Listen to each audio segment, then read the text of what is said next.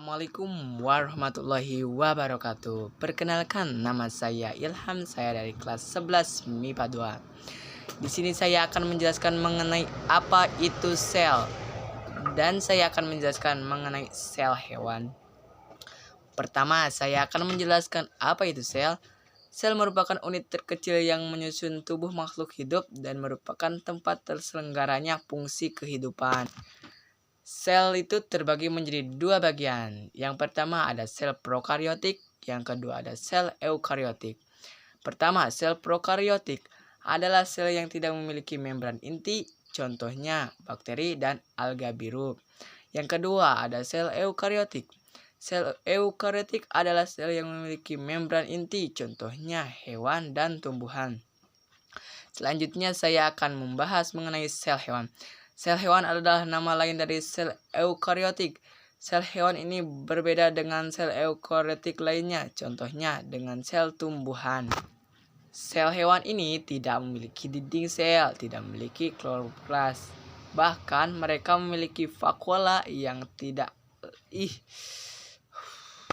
Sel hewan ini tidak memiliki dinding sel, tidak memiliki kloroplas, bahkan mereka memiliki vakuola yang lebih kecil, bahkan tidak ada sama sekali. Lalu saya akan menjelaskan struktur bagian dari sel hewan. Yang pertama ada membran sel. Fungsinya untuk melindungi sel. Fungsi ini merupakan fungsi paling utama dari membran sel. Membran sel akan melindungi keutuhan bagian dalam sel. Caranya adalah dengan membiarkan zat-zat tertentu masuk ke dalam sel-sel tersebut.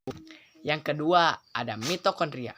Fungsinya sebagai tempat berlangsungnya fungsi respirasi sel pada makhluk hidup. Yang ketiga, ada sitoplasma. Berfungsi mengatur pertumbuhan dan perkembangan sel, mengontrol proses replikasi atau perkembangbiakan sel tumbuh, mengatur keluar masuknya zat tertentu pada sel.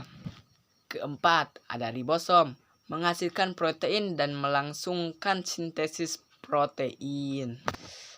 Yang kelima, ada retikulum endoplasma atau disebut juga dengan RE, mendukung sintesis protein dan menyalurkan bahan genetik selang inti sel dengan sitoplasma dan berfungsi sebagai peralatan transportasi zat-zat di dalam sel inti. 5.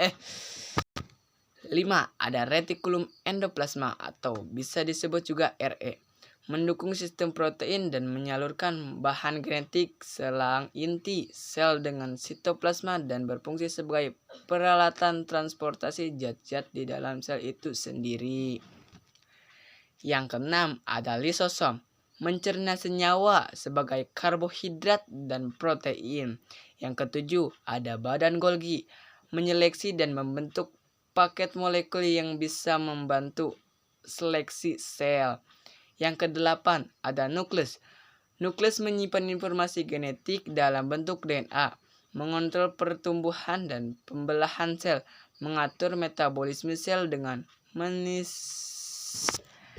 Yang kedelapan, ada nukleus. Nukleus menyimpan informasi genetik dalam bentuk DNA, mengontrol pertumbuhan dan perkembangan sel, mengatur metabolisme sel dengan mensintesis berbagai enzim.